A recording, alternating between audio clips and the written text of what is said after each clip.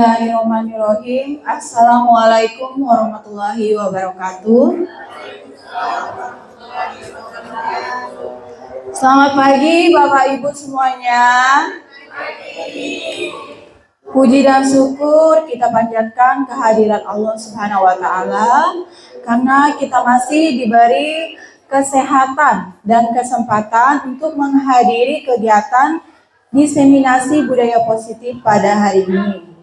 Nah, yang terhormat Bapak dan Ibu Guru di SMP Negeri 1 Jawai, saya mengucapkan terima kasih karena Bapak dan Ibu telah meluangkan waktunya untuk menghadiri kegiatan diseminasi budaya positif pada hari ini. Nah, Bapak Ibu, alangkah baiknya sebelum kita mulai kegiatan, kita membuat kesepakatan kelas terlebih dahulu. Nah, jadi mungkin ada di antara Bapak Ibu yang ingin memberikan pendapat terkait kesepakatan kelas kita pada hari ini. Dipersilakan Bapak Ibu. Ya, Bu Desti. Berpendapat setelah dipersilakan. Nah, baik, kesepakatan kita yang pertama berpendapat setelah dipersilakan. Kemudian ada lagi Bapak Ibu? Nah, Ibu Melita. Mengikuti sesi sampai selesai. Baik, jadi kesepakatan yang kedua adalah mengikuti sesi sampai selesai. Kemudian ada lagi yang bapaknya? Nah, Bapak Misni. Untuk yang ketiga, berperan aktif selama kegiatan. Ya, baik, terima kasih Bapak Misni berperan aktif selama kegiatan. Nah, ada lagi Bapak Ibu yang ingin memberikan Saling menghargai dan menghormati pendapat orang lain. Ya, baik, terima kasih Bu Yesi, saling menghargai dan menghormati pendapat orang lain. Ada lagi? Nah, Ibu Gita.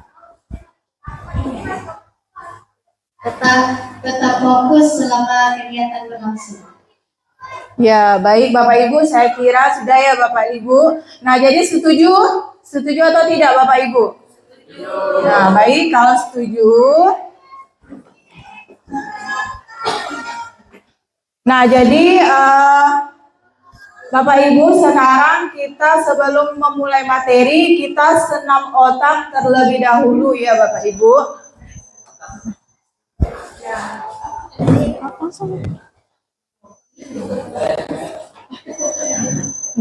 Nah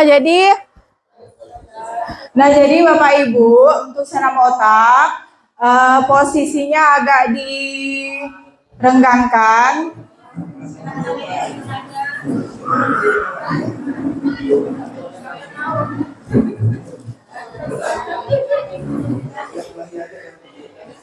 Nah, dalam posisi berdiri ya Bapak Ibu ya.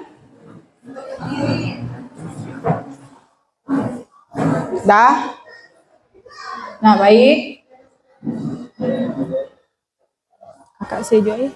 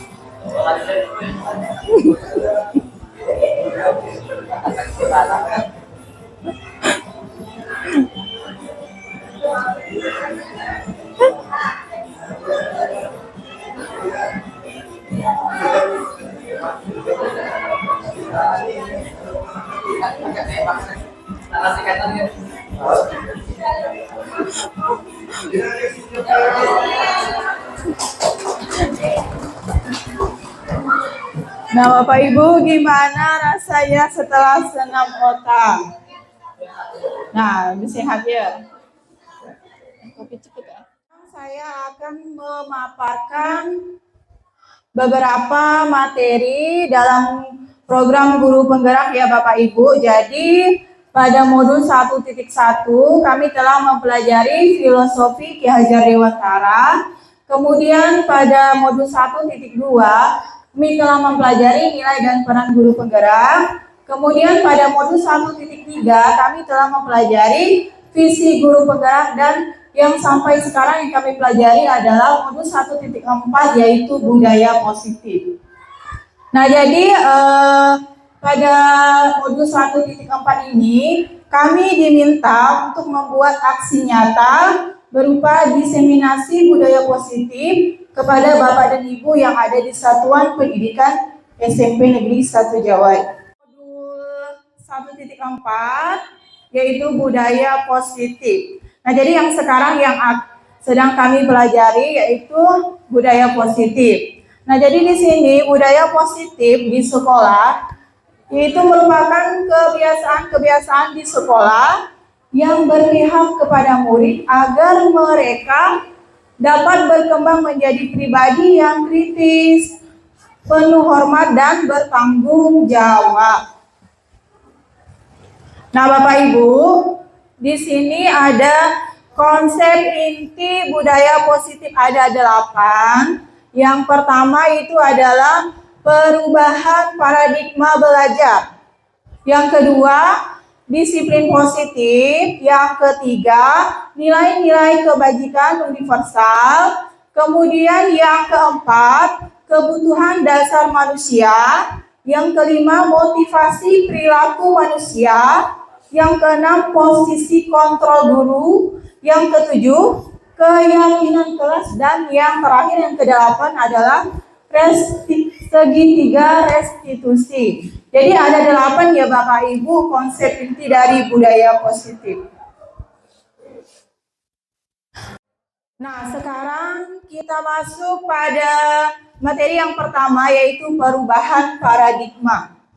Nah, jadi untuk membangun budaya yang positif, sekolah perlu menyediakan lingkungan yang positif, aman, dan nyaman agar murid-murid mampu berpikir, bertindak, dan mencipta dengan merdeka, mandiri, dan bertanggung jawab. Nah, jadi di sini kita akan melakukan permainan ya Bapak Ibu ya. Nah, jadi ini permainan cobalah buka. Jadi boleh satu orang bantu saya untuk membacakan peraturan permainannya.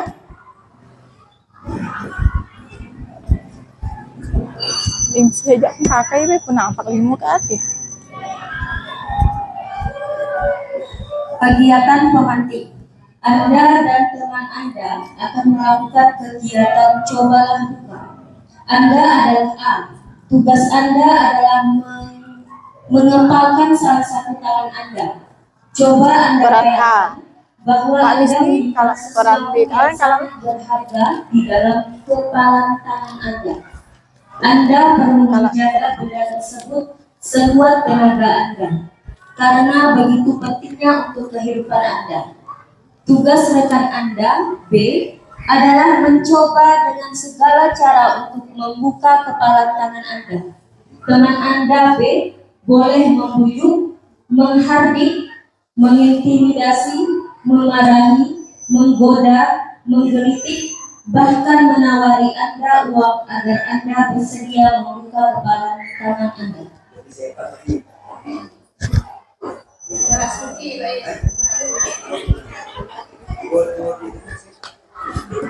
Nah, baik Bapak Ibu, jadi untuk permainan cobalah buka ini, jadi kegiatannya berpasangan. Jadi Bapak dan Ibu duduknya berdekatan, berpasangan. Coba Bapak Ibu, pasangannya. Pak Juanda boleh dengan Bapak Yujan duduk berdekatan. Dengan Ibu Uci ya. Nah, jadi satu orang dengan Ibu Uci boleh. Dengan Ibu Uci.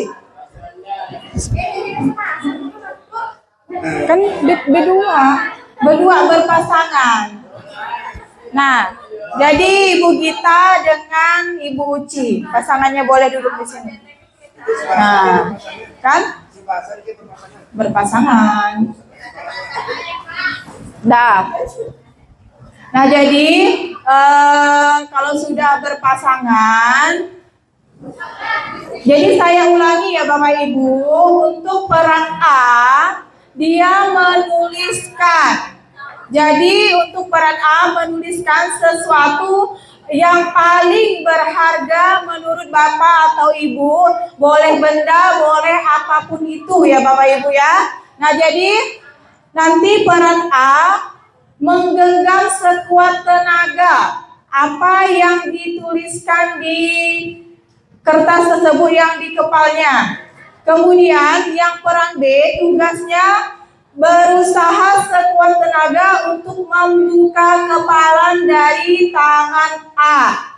Boleh dengan cara menggoda, menggelitik, kemudian memarahi juga boleh ya Bapak Ibu, dan bahkan menawari uang. Nah, boleh ya Bapak Ibu ya. Nah, jadi pahamkan Bapak Ibu dengan peraturannya?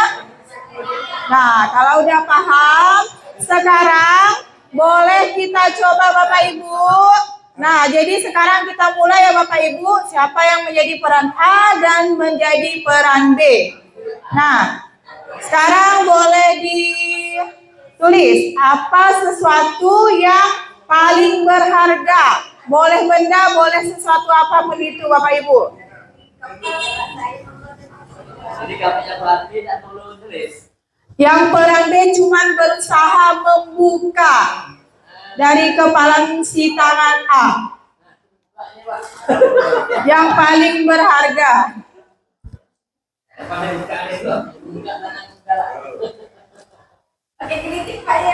Boleh, mau menggelitik boleh, mau memberi uang boleh.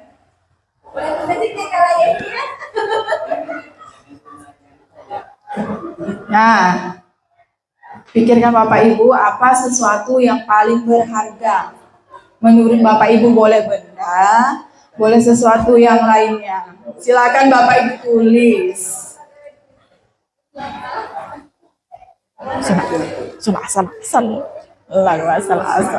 Wow. Dah atau belum Bapak Ibu? Masih mikir?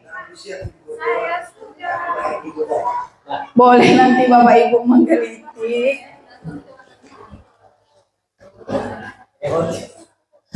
Masih belum, ibu-ibu kita masih menuliskan. Yang berharga, yang paling berharga. Atau yang dianggap penting lah bagi Bapak dan Ibu.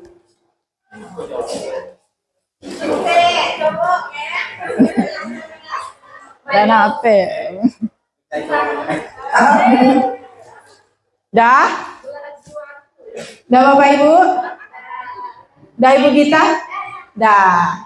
Nah jadi sekarang Bapak Ibu silakan yang peran B. Peran B bagaimana caranya membuka kepala. Ini di kepala Bapak Ibu yang tadi peran A. Kepal sekuat mungkin. Nah, bagaimana boleh digelitik boleh Bapak Ibu? Boleh digelitik Bapak Ibu. Nah,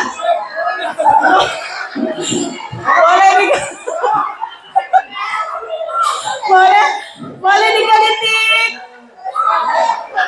Boleh digelitik Bapak Ibu.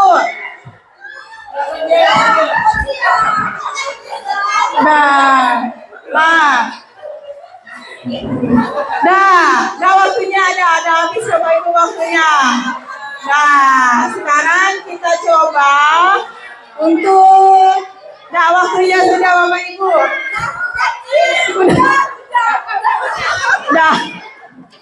Nah, jadi kita coba untuk kelompok 1 berhasil menutup atau membuka? Menutup. Kemudian kelompok 2 menutup. Kelompok 3 menutup. Kelompok 4 menutup. Kelompok 5 Terbuka, tak bisa bertahan. terbuka, membuka. Kemudian kelompok yang terakhir menutup. Nah, jadi saya ingin yang tadi yang membuka, siapa yang ingin? Bapak Misni. Nah, jadi saya mau bertanya untuk yang membuka. Jadi mengapa alasan Bapak membuka kepalan tangan Bapak tadi? Tahan di kritiknya. Nah, jadi tidak tahan dikeliting. Nah, jadi apa yang dituliskan oleh Bapak Misni? Hayalan. Hayalan. Sesuatu yang penting adalah hayalan. Hayalan yang sesuatu yang harganya hayalan.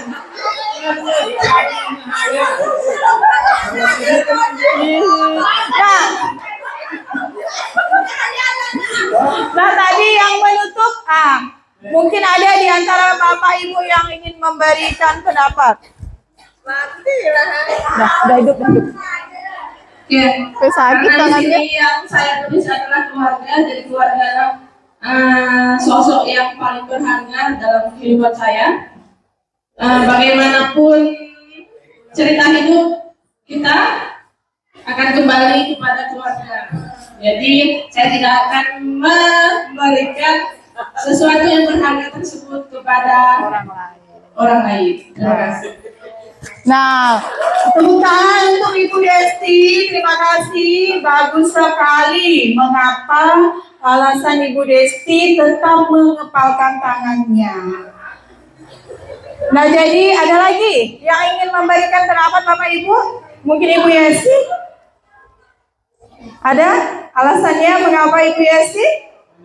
Nah, ada Ibu Yesi. Nah. Jadi di sini saya menuliskan sesuatu yang berharga menurut saya, yaitu uang. Wah. Iya, jadi uang sangat penting bagi saya. Jadi saya tidak akan memberikannya kepada siapapun, apalagi kalau jumlahnya banyak.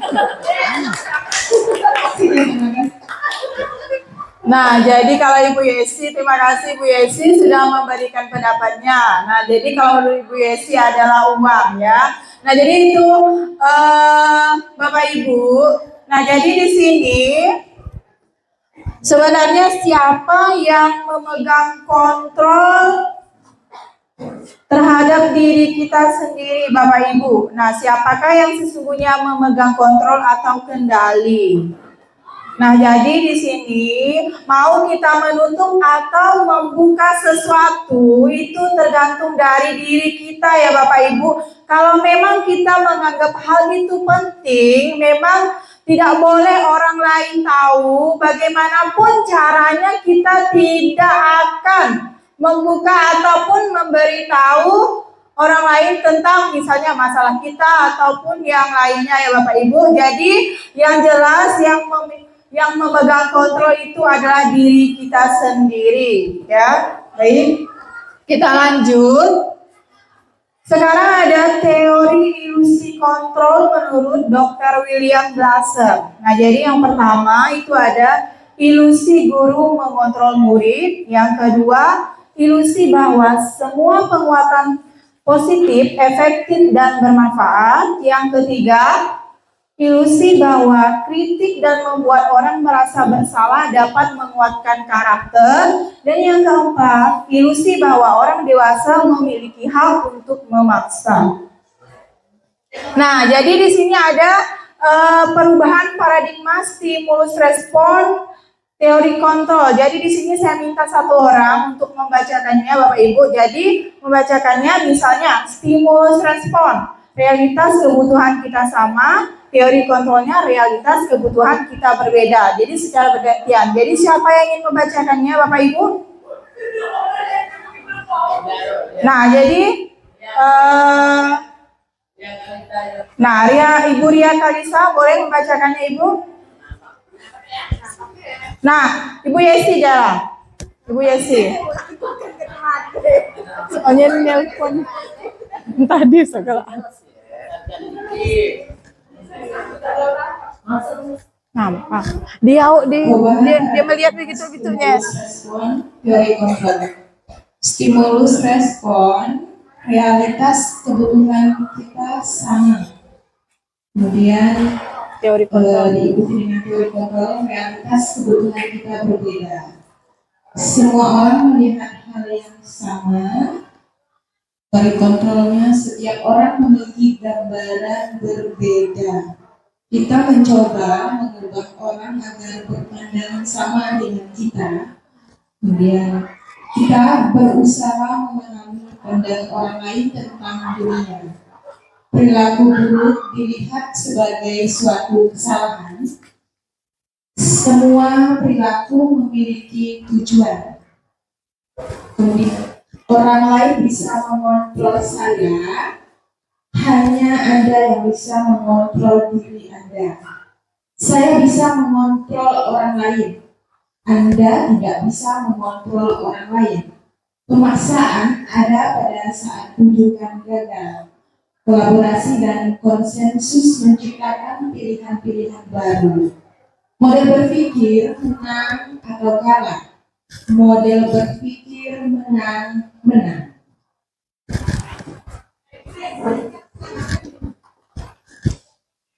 Baik, terima kasih Ibu Yesi.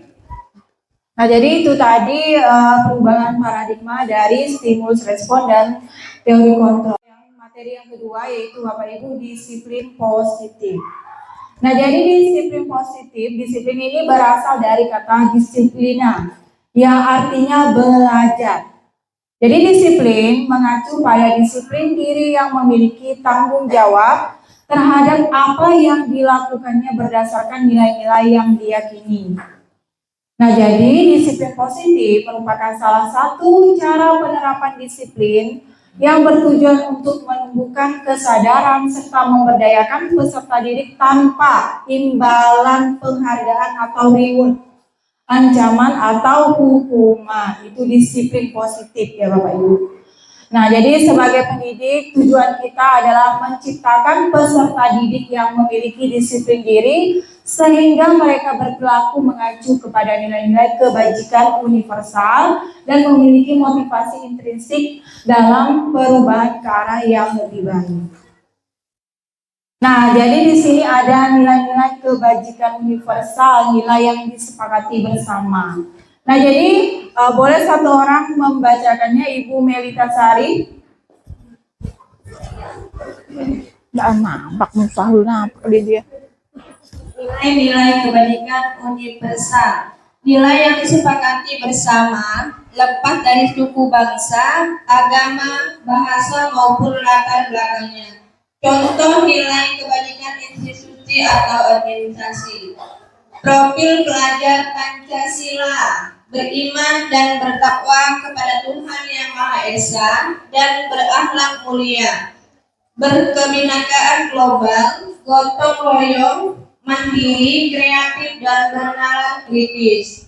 Sedangkan Ego Primary Years atau program PYP, toleransi, rasa hormat, integritas, mandiri, menghargai, antusias, empati, keingintahuan, kreativitas, kerjasama, percaya diri, dan komitmen. Sedangkan untuk keterampilan hidup atau life skill, dapat dipercaya, lurus hati, pendengar yang aktif, tidak merecahkan orang lain, dan memberikan yang terbaik dari diri. Nah, terima kasih kepada Ibu Melita Sari. Nah, jadi Bapak Ibu, ini adalah nilai-nilai kebajikan universal yang biasa dipakai. Itu udah ada nilai toleransi, rasa hormat, integritas, mandiri, dan lain sebagainya. Nah, jadi ya itu. Kemudian lanjut. Nah, jadi sebelum kita masuk ke materi yang ketiga, kita ice breaking dulu ya Bapak Ibu, biar semuanya semangat. Nah, sekarang, nah jadi ice breakingnya tetap saja di tempat duduk Bapak Ibu, cuman sama seperti yang tadi, diberi jarak, kemudian dalam posisi, kalau tadi kan berdiri, jadi sekarang duduk pun boleh ya Bapak Ibu ya. Nah, sekarang jaga jaraknya Bapak Ibu. Pak Misni, Pak Juanda boleh jaga jarak. Untuk ice breaking.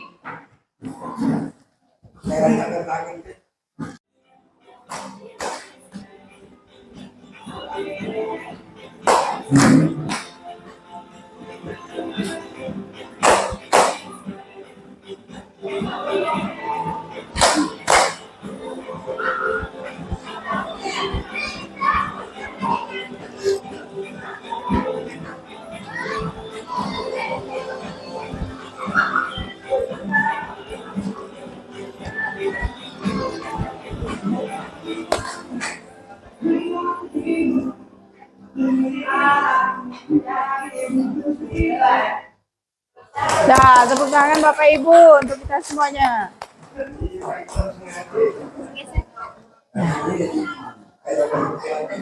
Nah, terima kasih ya Bapak Ibu. Nah, jadi kita lanjut lagi ke materi yang keempat, yaitu kebutuhan dasar manusia. Nah, jadi kebutuhan dasar manusia itu adalah apa yang kita lakukan untuk mendapatkan apa yang kita inginkan. Bapak Ibu, kebutuhan dasar manusia. Jadi kebutuhan dasar manusia itu ada 5. Yang pertama, kebutuhan bertahan hidup. Nah, tentunya dapat berupa makan, pakaian, kesehatan, tempat tinggal, dan keamanan. Kemudian yang kedua, kebutuhan kasih sayang dan rasa diterima. Nah, jadi dapat berupa rasa diterima, diperdulikan, berbagi, kerjasama, dan menjadi bagian dalam kelompok. Kemudian yang ketiga, kebebasan. Nah, jadi kebebasan ini dapat berupa mandiri, memiliki pilihan, mencoba hal yang baru, dan mampu mengendalikan arah dirinya. Dan yang keempat itu kesenangan atau fun. Itu dapat berupa bermain, humor, antusiasme, dan tertawa. Dan yang terakhir itu ada penguasaan. Penguasaan ini dapat berupa harga diri, memimpin, berprestasi, ingin didengar, kemudian ingin diakui, dan keinginan untuk dianggap. Jadi ada 5 kebutuhan dasar manusia. Lanjut, C. Nah, sekarang kita ke materi yang ke-6, motivasi perilaku manusia. Nah, jadi motivasi perilaku manusia ini ada 2. Yang pertama motivasi intrinsik. Kemudian yang kedua lagi motivasi ekstrinsik.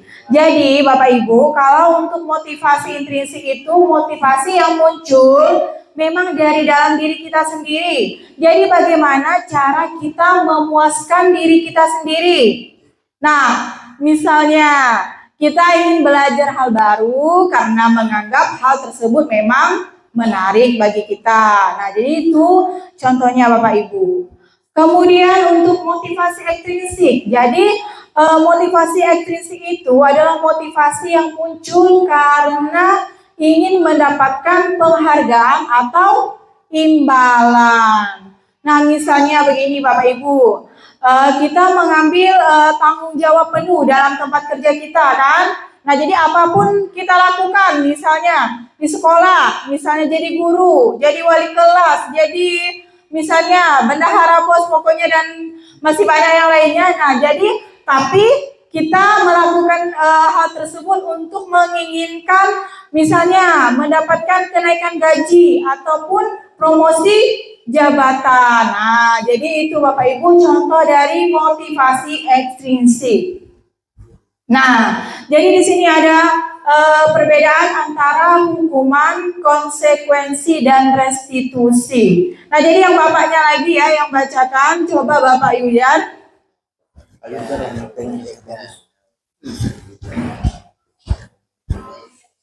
Perbedaan, bacakan hukuman dulu. Hukuman, lakai konsekuensi. Hukuman yang pertama tidak terencana tiba-tiba. Yang kedua, murid tahu apa yang akan terjadi. Tidak tahu. Murid Tidak. tidak tahu apa yang akan terjadi atau tidak dilibatkan. Yang ketiga, bersifat satu arah. Yang keempat, berupa hukuman atau psikis. Konsekuensi yang pertama, terencana atau disepakati sesuai peraturan. Yang kedua, murid tetap dibuat tidak nyaman. Yang ketiga, sikap guru selalu memonitor murid. Restitusi yang pertama, proses menciptakan kondisi bagi murid untuk memperbaiki kesalahan. Yang kedua, proses kolaboratif yang mengajarkan murid untuk mencari solusi sendiri. Ya baik, terima kasih Bapak Yujan. Jadi ini Bapak Ibu perbedaan antara hukuman, konsekuensi, dan restitusi. Jadi hukuman itu tidak terencana, kalau konsekuensi itu terencana, sudah disepakati antara murid dan guru. Kemudian kalau restitusi itu adalah mengajarkan murid untuk mencari solusi sendiri. Misalnya dia melakukan kesalahan, jadi bagaimana caranya dia memberikan ide atau pendapatnya bahwa misalnya dengan seperti ini dia akan menyelesaikan permasalahannya sendiri. Jadi guru itu hanya menciptakan kondisi bagi murid untuk memperbaiki kesalahan. Nah, sekarang kita ke materi posisi kontrol seorang guru. Jadi ada 5 posisi kontrol. Yang pertama, posisi kontrol sebagai penghukum.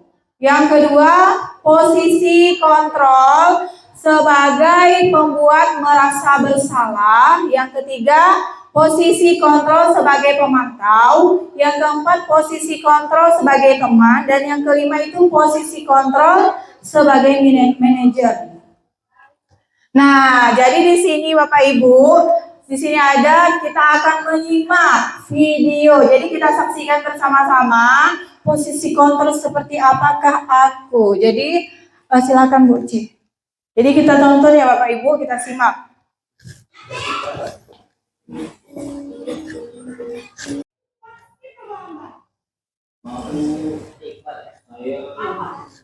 Apa coba? Alasan kamu apa lagi? Kapan sih kamu tidak terlambat? Malah sekali ya kamu jadi anak. Dasar malas. Gak kapok sih kamu. Sudah berapa kali terlambat? Sana, kamu beli lapangan basket. 2 kali. Kenapa saya harus beli makan basket? Nah, biak ini. Kenapa? Kamu malah ibu. Berani-beraninya jawab. Sudah terlambat, masih berani jawab pula. Sekarang, keliling lapangan basket 5 kali sekalian. Biar kapok. Pergi sana ke lapangan basket. Posisi menghukum biasanya berbicara dengan nada tinggi, menghardik, menunjuk-nunjuk, menyakiti, dan menyindir. Hukuman bisa berupa fisik maupun psikis. Ibu dan bapak guru hebat. Dampak yang terjadi ketika guru berada pada posisi penghukum adalah murid cenderung akan memberontak, bahkan menyimpan dendam.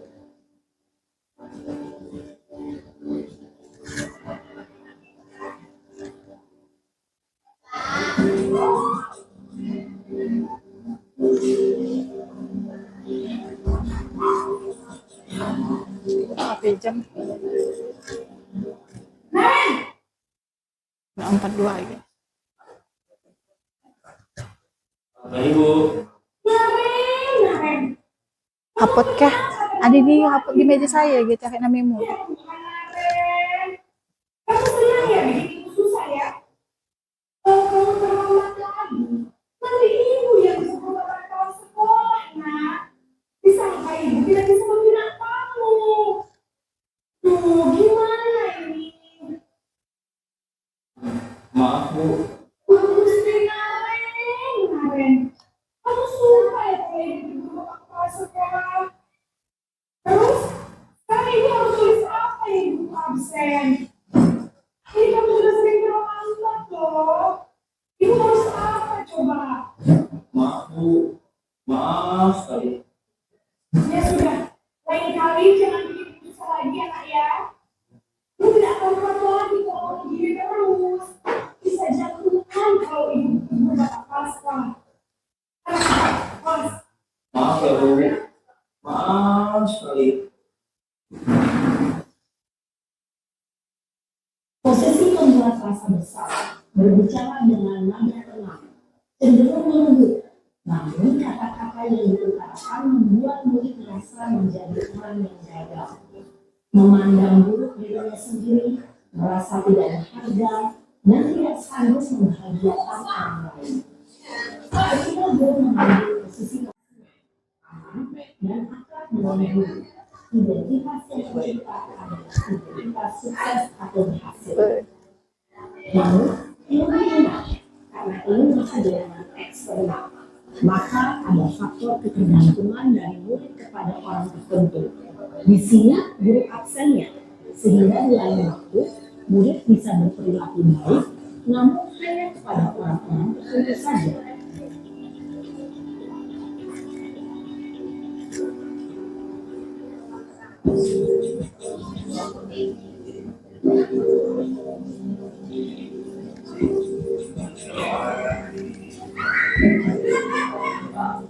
Naren,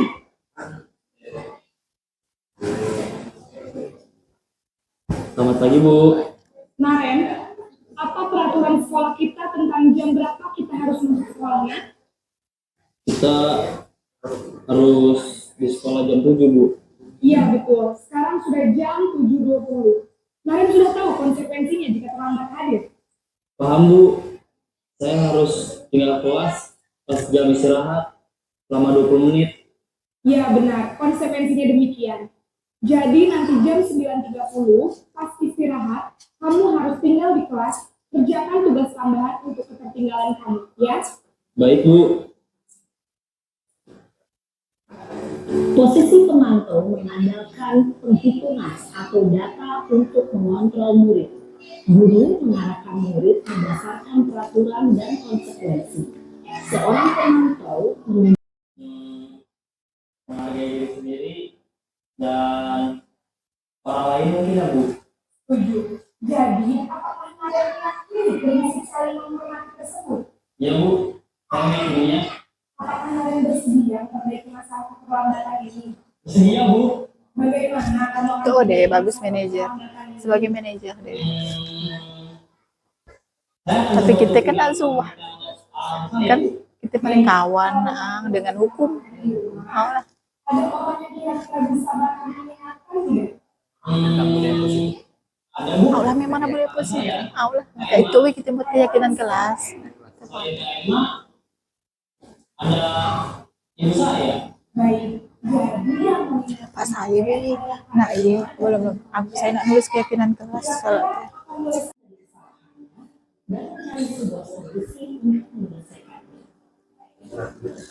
Ibu dan bapak guru hebat setelah mengamati adegan kelima peristiwa waktu tadi, kira-kira posisi mana yang paling ideal? Posisi mana yang dapat menunjang motivasi intrinsik murid? Ya, tentu posisi manajer. Posisi ini memang posisi ideal yang ingin dituju setiap pendidik. Pada posisi inilah, guru dapat menerapkan disiplin positif yang berpihak pada murid, yang memerdekakan murid. Perjalanan seorang pendidik tentunya tidak mudah untuk sampai pada posisi seorang manajer. Namun, tujuan kita pasti, yaitu menciptakan murid-murid yang mandiri, merdeka, dan bertanggung jawab. Semoga penggambaran 5 posisi kontrol yang telah diperlihatkan ini dapat menjadi ajang refleksi bagi kita semua, agar dapat terus mengasah dan menerapkan disiplin positif yang memerdekakan murid. Mari terus berlatih dan bersemangat. Selamat menerapkan. Salam dan bahagia, hidup dan berbahagia. Hebat. Nah, biar dulu.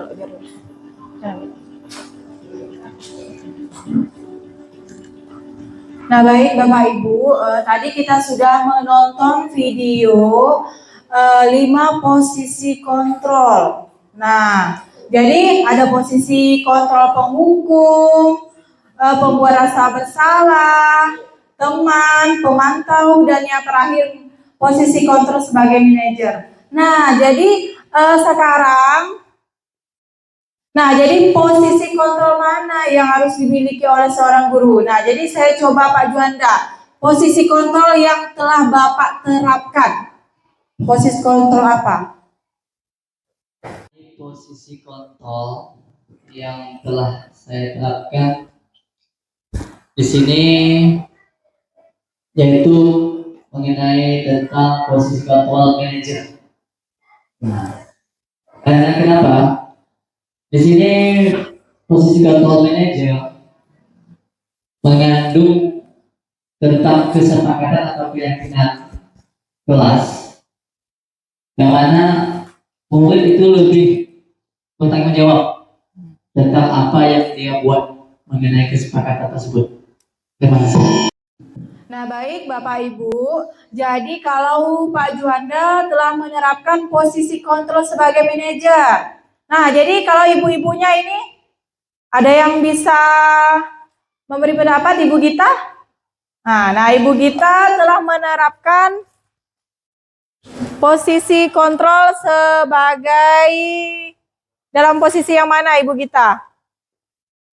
Kalau saya biasanya karena kita di berbagai kondisi kan berbeda nih. Iya. Jadi kadang biasanya mungkin posisinya biasanya sebagai teman atau sebetulnya sebagai pemantau. Nah, jadi sebagai teman dan sebagai pemantau.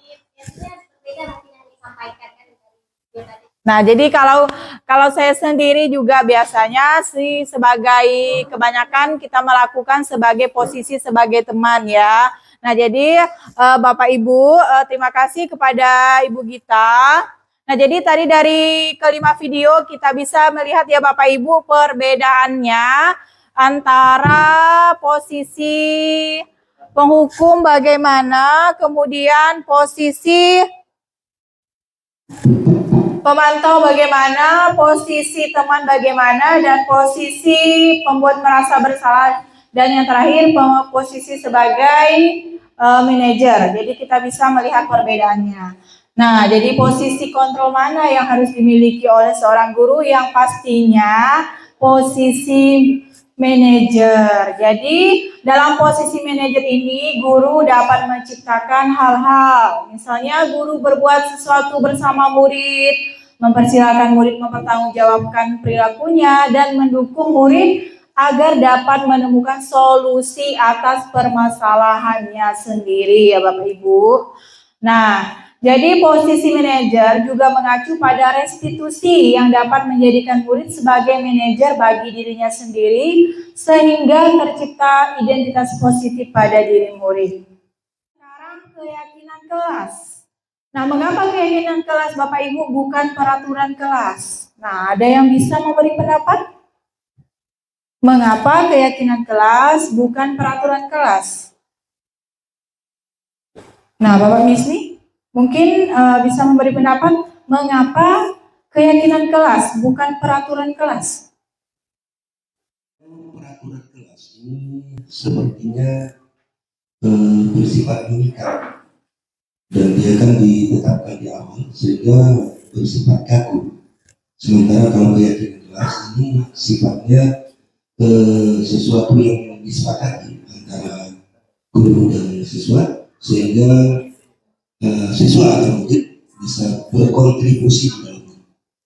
Artinya ada kolaborasi begitu. Terima kasih. Baik, terima kasih, bagus sekali pendapat dari Bapak Misni. Jadi ya, mengapa keyakinan kelas bukan peraturan kelas? Nah, jadi Bapak Ibu, misalnya kita memiliki peraturan untuk menggunakan helm dalam berkendara kan? Nah, jadi tujuannya itu untuk keselamatan. Nah, jadi nilai keselamatan itulah Bapak Ibu yang disebut sebagai suatu keyakinan. Nah, jadi yaitu nilai-nilai yang termasuk ke dalam nilai kebajikan universal yang telah disepakati bersama. Ya, betul tadi apa yang dikemukakan oleh Bapak Misni. Nah, jadi kita pembentukan keyakinan kelas. Jadi di sini ada aturan ataupun kriteria dalam membuat keyakinan kelas. Yang pertama bersifat abstrak, kemudian berupa pernyataan universal, dibuat dalam pernyataan positif, sedikit saja agar mudah diingat, sesuai dengan kondisi kelas dan sekolah, sehingga mudah diterapkan. Semua warga sekolah atau warga kelas dilibatkan saat membuat keyakinan kelas.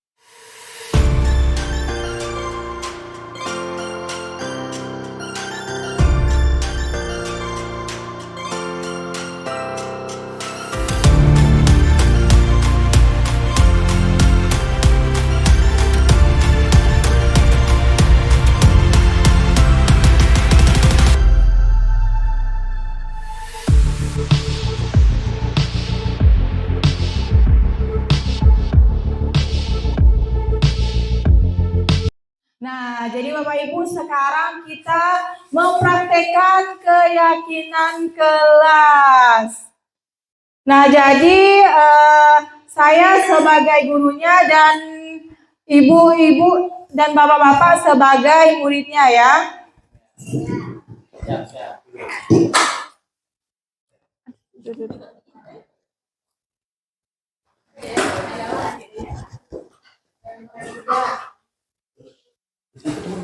Nah, baik Bapak Ibu, sekarang Bapak Ibu tuliskan apa yang Bapak Ibu inginkan untuk kelas Bapak Ibu. Nanti kalau sudah selesai ditempelkan di depan secara bergantian. Apa yang Bapak Ibu inginkan di kelas Bapak Ibu? Nah, jadi tadi kan telah kita lihat bahwa untuk membuat keyakinan kelas harus kalimatnya merupakan pernyataan yang positif.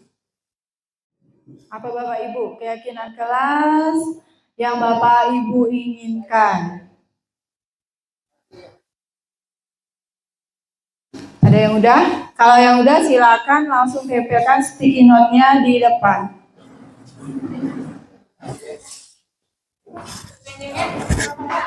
Secara bergantian.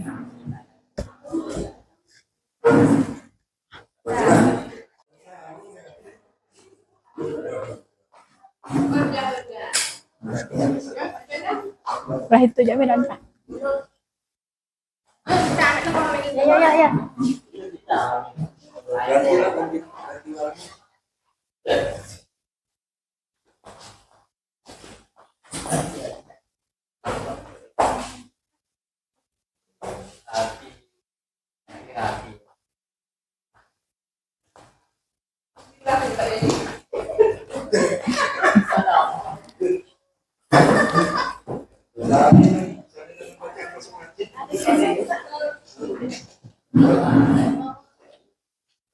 Tempelkan lah weh.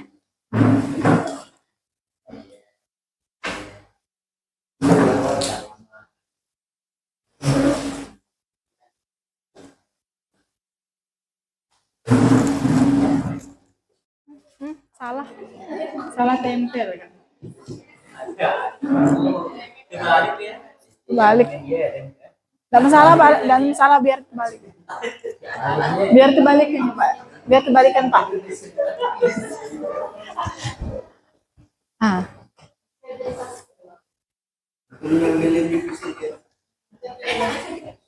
Nah baik Bapak Ibu udah semuanya kan. Nah jadi saya minta satu orang untuk membantu saya menuliskan kalimat positifnya. Boleh Bapak Pak Juanda boleh?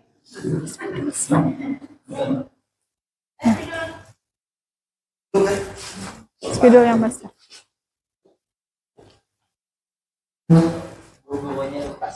Lupa.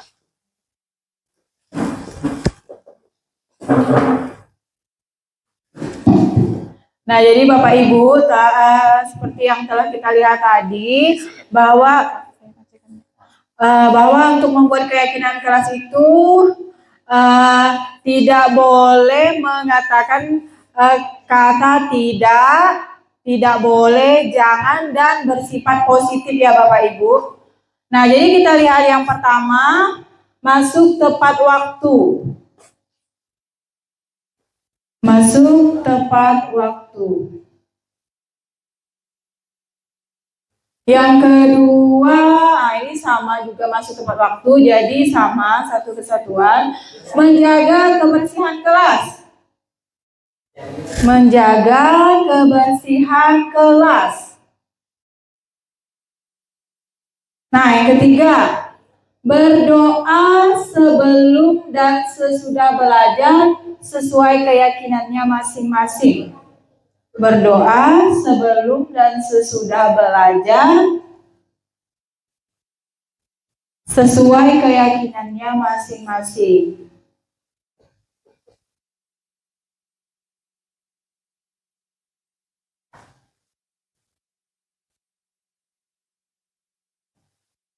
Nah, ini ada diawali dengan bismillah, berdoa dan berusaha. Apakah hampir sama Bapak Ibu dengan berdoa sebelum dan sesudah belajar? Nah, sama ya, satu kesatuan. Kemudian saling menghargai antara guru dan murid. Saling menghargai antara guru dan murid.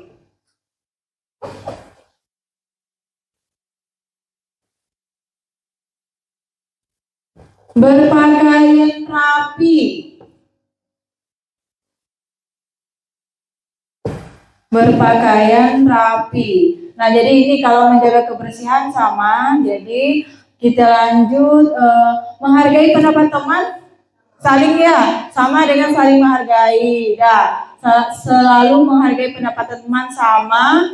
Mengucapkan salam dan berdoa sama. Nah, jadi ada 5. Nah, jadi Bapak Ibu, apa yang telah Bapak Ibu buat? Yang pertama, masuk tepat waktu itu sudah termasuk kalimat positif kan Bapak Ibu? Ya. Kemudian yang kedua, menjaga kebersihan kelas. Sudah kan Bapak Ibu? Nah, positif. Yang ketiga, berdoa sebelum dan sesudah belajar sesuai keyakinan masing-masing. Nah, masuk. Kemudian yang keempat, saling menghargai antara guru dan murid. Masuk kalimat positif. Dan yang kelima, berpakaian rapi. Nah, jadi Bapak Ibu terima kasih karena Bapak Ibu telah membuat keyakinan kelas. Nah, jadi apa yang Bapak Ibu buat itu sudah termasuk dalam kriteria pembentukan keyakinan kelas. Nah, baik. Terima kasih Bapak Ibu. Nah, jadi kita masuk ke materi yang terakhir, segitiga restitusi. Jadi untuk segitiga restitusi ini ada 3 tahapan ya Bapak Ibu. Yang pertama itu menstabilkan identitas. Yang kedua, validasi tindakan yang salah. Yang ketiga, menanyakan keyakinan. Nah, jadi di sini ada penjabaran menstabilkan identitas. Jadi ini adalah contoh kalimat pertanyaan kita. Berbuat salah itu tidak apa-apa, tidak ada manusia yang sempurna. Saya juga pernah melakukan kesalahan seperti itu. Kita bisa menyelesaikan ini. Kamu berhak merasa begitu. Lanjut. Validasi tindakan yang salah. Contoh kalimat pertanyaannya, kamu pasti punya alasan mengapa melakukan hal itu, padahal kamu bisa melakukan yang lebih buruk dari ini ya. Kamu patut bangga karena telah melindungi sesuatu yang penting buatmu. Lanjut. Nah, selanjutnya menanyakan keyakinan. Nah, jadi ini untuk menanyakan keyakinan, contoh kalimat pertanyaannya, kamu mau jadi orang yang seperti apa? Apa nilai-nilai umum yang kita telah sepakati? Nah, jadi itu contoh dari kalimat pertanyaannya. Nah, ini Bapak Ibu untuk mungkin sekarang sudah jenuh, jadi kita ice breaking agar membangkitkan semangat Bapak Ibu. Jadi ice breakingnya silakan Bapak Ibu berkumpul di tengah sini berdiri.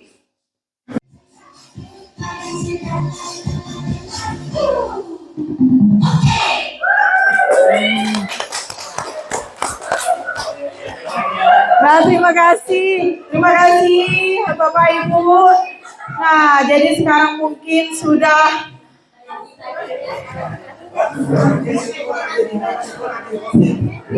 Nah, boleh minum dulu ya Bapak Ibu. Boleh minum. Boleh kayak gitu, bos kalau Boleh minum ya Bapak Ibu. Mungkin haus.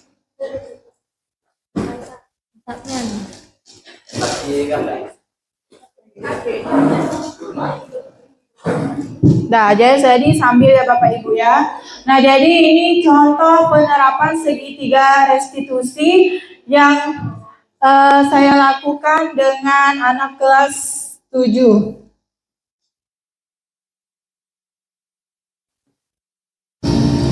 Guru, itu yang tadi adalah guru dari kelas. Kamu menelpon kalian. Ya, Bu. Kenapa kamu besar? Oh begitu, wajar sih kalau kamu kemarin besar. Kali boleh di posisi kamu juga pasti akan berbuat hal yang sama. Iya Bu. Lalu apa yang aku mau lakukan terhadap dia? Saya mengatakan oh begitu. Jadi pasti kamu berbuat seperti itu ada alasannya kan? Ya Bu, saya saja saya sudah saya mengerjakan tugas dan kita tidak menguruskan sendiri. Ya wajar sih kalau kamu merasa karena tidak ada tugasmu dibagian diri saya oleh nilai. Itu sangat menghargai tindakan kamu yang tidak berbuat lebih buruk dari itu misalnya kamu menunggu hilang. Ya betul. Nah jadi coba sekarang kita pikirkan tindakan kamu harus sampai menunjukkan meja apakah sesuai dengan tugas kita. Tidak. Nah jadi menurut kamu keyakinan apa yang sudah melanggar? Saling menghormati sesama teman. Iya betul. Jadi menurut kamu saling menghormati sesama teman itu penting saja. Nah jadi kalau menurut kamu penting, kegiatan apa yang harus kamu lakukan pada saat kamu sedang marah? Harus lebih sabar. Nah, kamu bersedia memperbaiki masalah ini? Bersedia. Jadi apa yang kamu lakukan untuk memperbaiki masalah ini?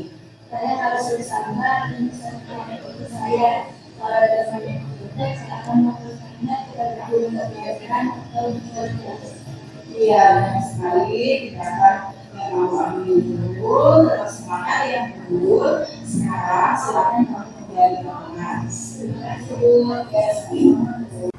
Dian, tadi Ibu mendengar laporan dari guru piket, katanya kamu sering datang terlambat ya? Iya Bu, Menurut ingatan kamu, sudah berapa kali kamu datang terlambat? sudah 3 kali Bu. Sering terlambat itu merupakan suatu kesalahan bukan? Iya Bu. Nah baik Dian, berbuat kesalahan itu memang manusiawi ya.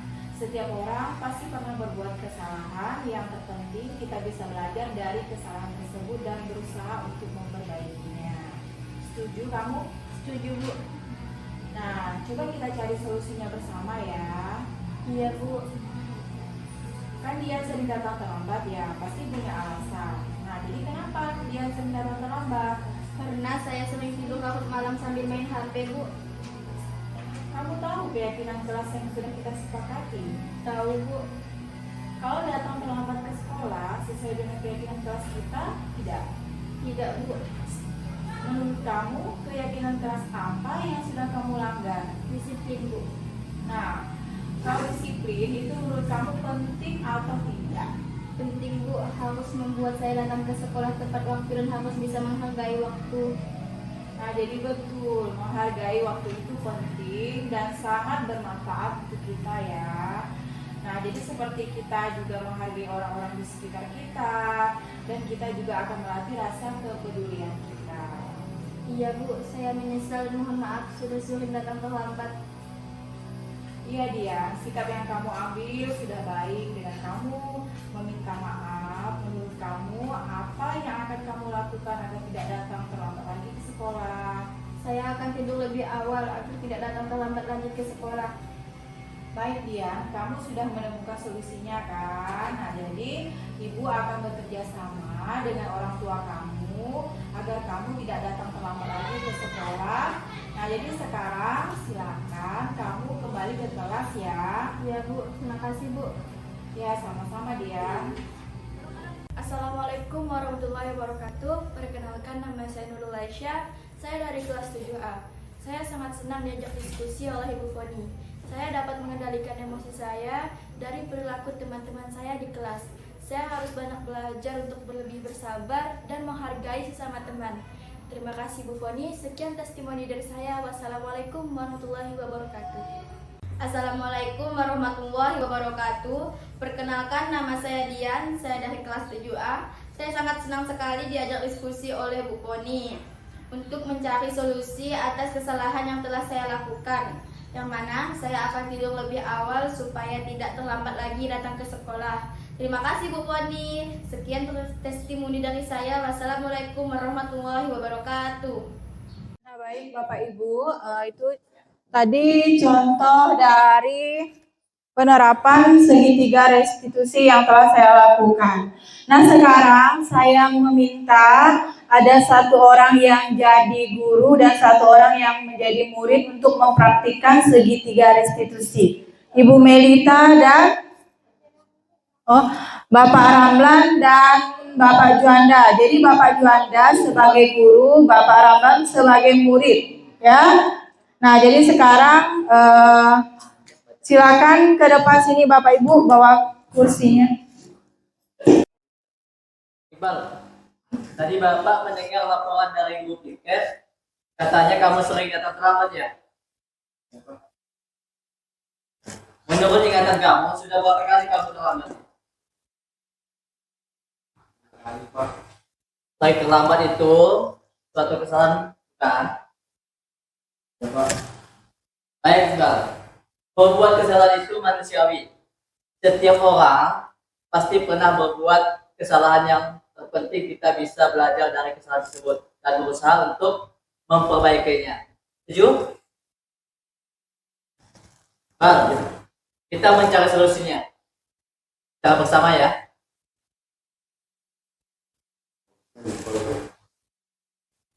Iqbal sering datang terlambat pasti punya alasan kan?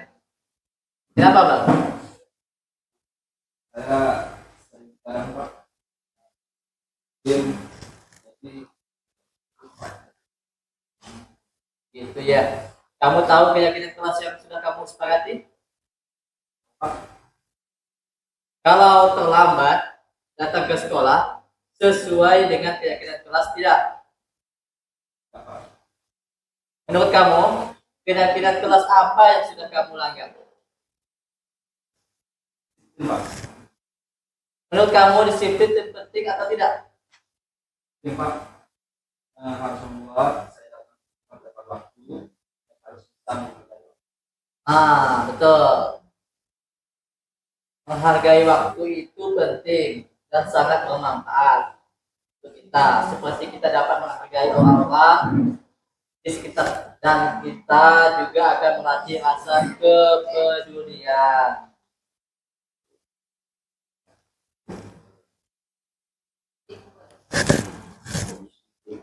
Pak saya misal saya mohon maaf. Ya Bal, sikap yang sangat baik sudah kamu lakukan dengan cara meminta maaf. Menurut kamu, apa yang akan kamu lakukan agar tidak lambat lagi ke sekolah? Pak saya akan awal dan berkadang. Baik Bal, kamu sudah menemukan solusinya dan Bapak akan bekerja sama dengan orang tuamu agar kamu tidak datang terlambat lagi ke sekolah. Sekarang silakan kembali ke kelas. Ya, sama-sama Bal. Ya, terima kasih untuk Bapak Juanda dan Bapak Ramlan yang telah mempraktikkan segitiga restitusi. Nah, jadi Bapak Ibu, berakhir sudah materi kita pada kegiatan diseminasi budaya positif pada hari ini. Saya mengucapkan terima kasih kepada Bapak Ibu yang telah berpartisipasi aktif dalam kegiatan ini. Semoga apa yang kita lakukan pada kegiatan ini dapat bermanfaat untuk kita maupun untuk orang lain. Nah, jadi sebelum menutup kegiatan ini, saya minta Bapak Ibu merefleksikan apa yang Bapak Ibu dapatkan dari kegiatan kita hari ini, perasaan Bapak Ibu. Jadi bisa Bapak Ibu tuliskan di sticky note-nya, kemudian Bapak Ibu bacakan secara bergantian. Nah, silakan Bapak Ramlan. Baik, bismillahirrahmanirrahim. Assalamualaikum warahmatullahi wabarakatuh. Jadi setelah adanya kegiatan ini ya, alhamdulillah perasaan saya menjadi senang setelah mengetahui dari manfaat keyakinan kelas yang akan kita terapkan. Nah, baik, terima kasih Bapak Ramlan. Kita lanjut, siapa yang sudah? Nah, Ibu Rohim. Apa ini?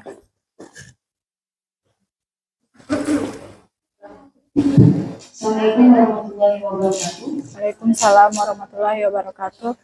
Setelah mengikuti kegiatan ini, saya dapat menambah wawasan tentang perbedaan antara hukuman, konsekuensi, dan restitusi untuk diterapkan ke dalam kelas saya nanti. Terima kasih. Ya, baik. Lanjut lagi Ibu Nuraini. Setelah mengikuti kegiatan ini, saya bisa mengetahui posisi kontrol kita sebagai seorang guru. Nah, baik. Terima kasih Ibu Nuraini.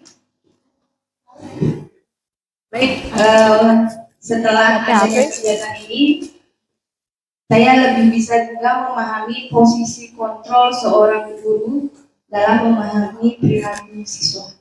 Terima kasih, Bu. Ya, baik. Terima kasih Ibu Ria. Selanjutnya Ibu Yesi. Baiklah, setelah mengikuti kegiatan pada hari ini, saya merasa terbantu dengan pemaparan yang telah disampaikan, terutama dalam tugas guru, yaitu mendisiplinkan murid dengan cara yang lebih baik lagi. Ya. Baik, terima kasih Ibu Yesi. Selanjutnya Ibu Gita. Setelah materi hari ini yang saya dapatkan adalah ilmu baru, khususnya tentang posisi kontrol guru terhadap murid. Terima kasih.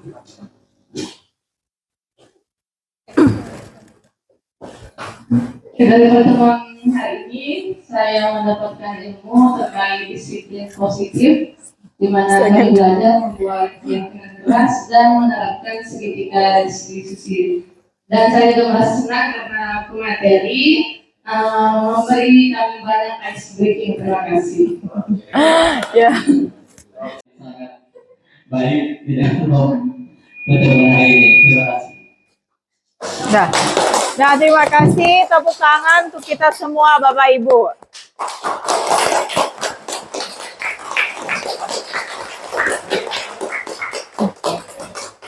Nah, jadi demikianlah kegiatan kita pada hari ini Bapak Ibu. Saya akhiri, wabillahi taufiq wal hidayah. Wassalamualaikum warahmatullahi wabarakatuh. Waalaikumsalam warahmatullahi wabarakatuh.